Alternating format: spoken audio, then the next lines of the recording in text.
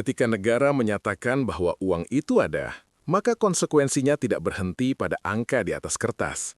Pernyataan ini langsung menyentuh gaji tunjangan dan pada akhirnya masa depan pensiun jutaan ASN, anggota Polri, TNI, serta para penerima manfaat taspen. Jika efisiensi dijalankan, maka dana terbuka. Jika dana terbuka, maka kebijakan kesejahteraan bisa dijalankan. Dan jika kebijakan itu dijalankan, dampaknya akan terasa hingga bertahun-tahun ke depan, termasuk pada besaran penghasilan setelah purna tugas. Inilah rantai sebab akibat yang kini sedang berlangsung dan tidak semua orang menyadari apa artinya bagi mereka secara pribadi. Bagi ASN aktif, keputusan ini menentukan apakah penghasilan ke depan hanya cukup atau benar-benar layak. Bagi pensiunan, ini bukan sekedar kabar anggaran, melainkan penentu arah kebijakan yang akan mempengaruhi stabilitas hidup di usia lanjut. Banyak yang bertanya, apakah kenaikan gaji ini nyata atau hanya wacana? Apakah benar anggarannya siap? Apakah kebijakan ini punya dasar hukum? Dan yang paling penting, apakah dampaknya akan sampai kepada mereka yang telah lama mengabdi? Presiden Republik Indonesia menegaskan bahwa anggaran telah disiapkan karena memang tersedia. Pernyataan ini disampaikan di tengah kritik, penolakan, bahkan demonstrasi.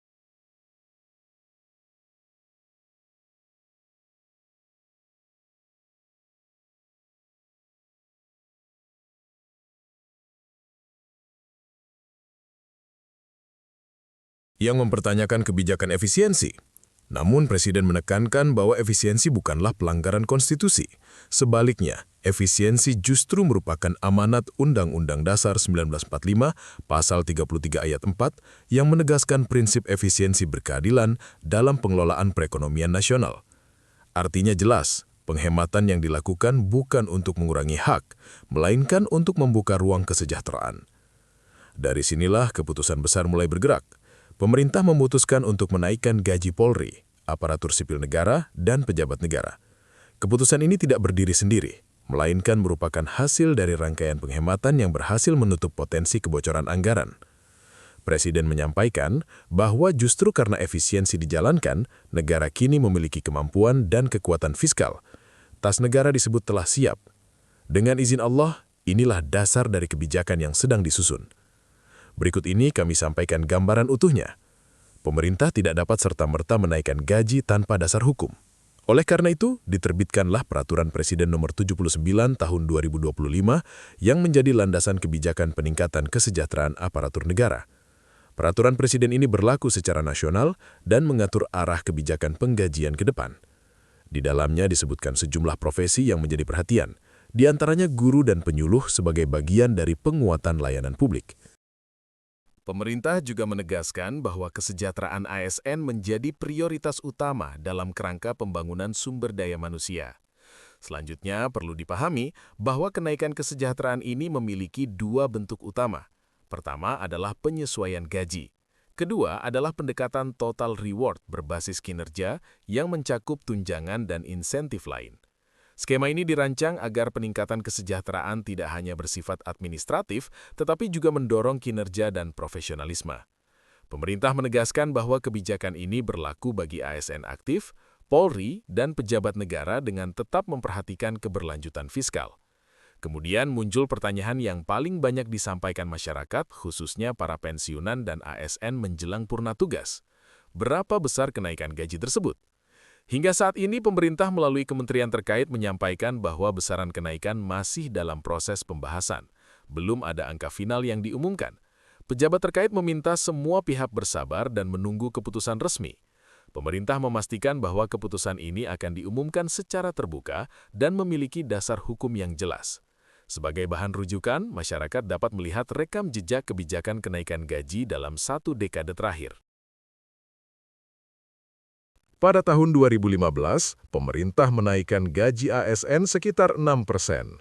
Pada tahun 2019, kembali dilakukan kenaikan sekitar 5%, yang juga berlaku bagi TNI dan Polri. Selanjutnya, pada tahun 2024, pemerintah memberikan kenaikan gaji sebesar 8%, yang tercatat sebagai salah satu kenaikan tertinggi dalam periode tersebut. Kenaikan ini dirasakan signifikan terutama bagi ASN golongan terendah, sementara golongan tertinggi tetap menerima penyesuaian sesuai struktur yang berlaku.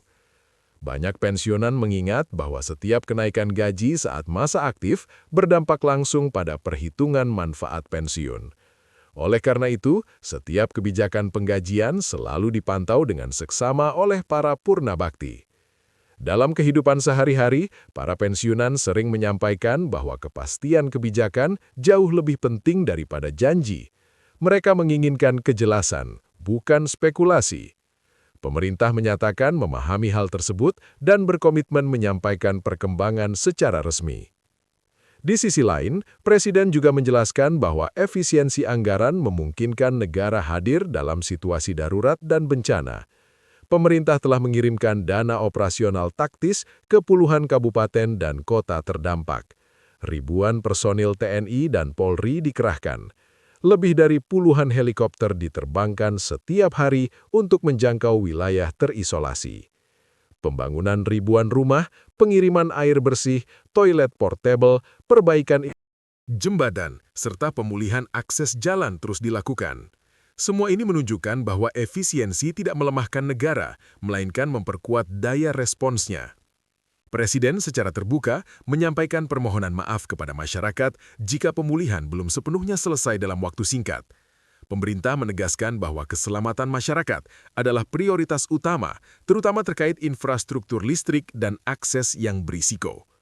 Proses pemulihan dilakukan dengan kehati-hatian karena kondisi alam dan tantangan fisik di lapangan.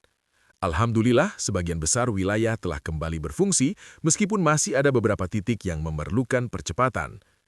Laporan dari Panglima TNI dan Kapolri menunjukkan keterlibatan puluhan ribu personil dalam operasi kemanusiaan, alutsista, pesawat angkut, helikopter, dapur, lapangan, serta dukungan logistik digerakkan secara terpadu. Negara memastikan kehadirannya di tengah masyarakat. Ini menjadi bagian dari penegasan bahwa kebijakan efisiensi bukanlah pengurangan peran negara, melainkan penataan ulang agar lebih tepat sasaran. Kembali pada isu kesejahteraan, pemerintah menegaskan bahwa kenaikan gaji tidak bisa dilepaskan dari pemutakhiran rencana kerja pemerintah tahun 2025. Dalam rencana tersebut, ASN yang diprioritaskan mencakup dosen dan tenaga kesehatan sejalan dengan peran strategis mereka. Namun demikian, kebijakan ini tetap berada dalam kerangka besar peningkatan kesejahteraan aparatur negara secara menyeluruh. Bagi para pensiunan ASN, TNI, dan Polri, kebijakan ini dipandang sebagai sinyal bahwa negara tetap menghargai pengabdian jangka panjang. Banyak yang menyampaikan bahwa perhatian pemerintah terhadap kesejahteraan aparatur aktif pada akhirnya akan berdampak pada sistem pensiun secara keseluruhan. Dengan demikian, arah kebijakan ini menjadi penting untuk dicermati bukan dengan kecemasan, melainkan dengan pemahaman yang utuh.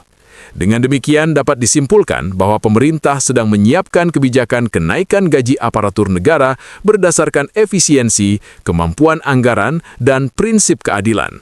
Semua proses dilakukan secara bertahap, terukur, dan berlandaskan hukum. Tidak ada keputusan yang diambil secara sepihak. Insya Allah kebijakan ini akan membawa dampak positif bagi kesejahteraan aparatur negara, baik yang masih aktif maupun yang telah purna tugas. Sebagai penutup, kami menyampaikan apresiasi atas perhatian dan kepercayaan pemirsa sekalian. Semoga kita semua diberi kesabaran dan ketenangan dalam menyikapi setiap kebijakan negara. Dengan izin Allah, pemerintah akan terus berupaya menjaga stabilitas dan kesejahteraan rakyat. Tetap ikuti informasi resmi, tetap tenang, dan tetap berharap.